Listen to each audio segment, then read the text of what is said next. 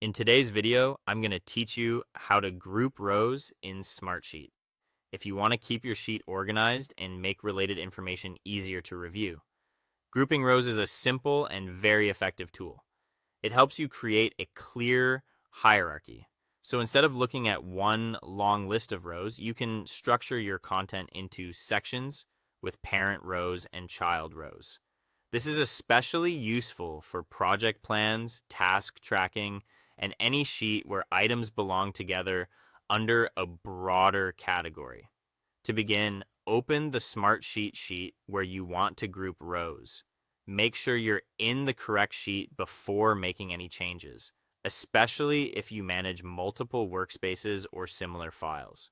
Once the sheet is open, look for the area where you want your grouped section to appear. Next, add the main category, also called the parent row. This row acts like a heading for the related items that will sit underneath it. You can type in a category name that clearly describes the group, so it's easy to understand later when you or someone else reviews the sheet. After that, place the related rows directly underneath the parent row. These will become the child rows in the hierarchy. Keeping them positioned under the correct parent row before grouping is important because Smartsheet will organize them based on their placement. Now select the related child rows that you want to group. Be careful to highlight only the rows that belong under that parent category. This helps keep your structure neat and prevents unrelated rows from being included by mistake. With those rows selected, click the indent button. This moves the selected rows under the parent row and creates the grouped relationship. Once the rows are indented, you'll be able to see the hierarchy more clearly, with the parent row at the top and the child rows nested underneath.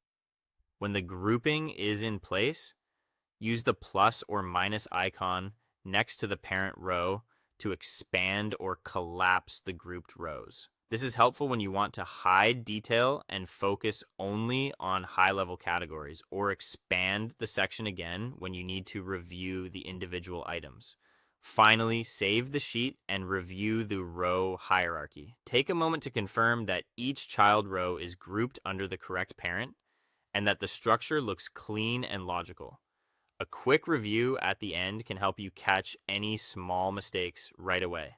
And that's how to group rows in Smartsheet in a clean and organized way.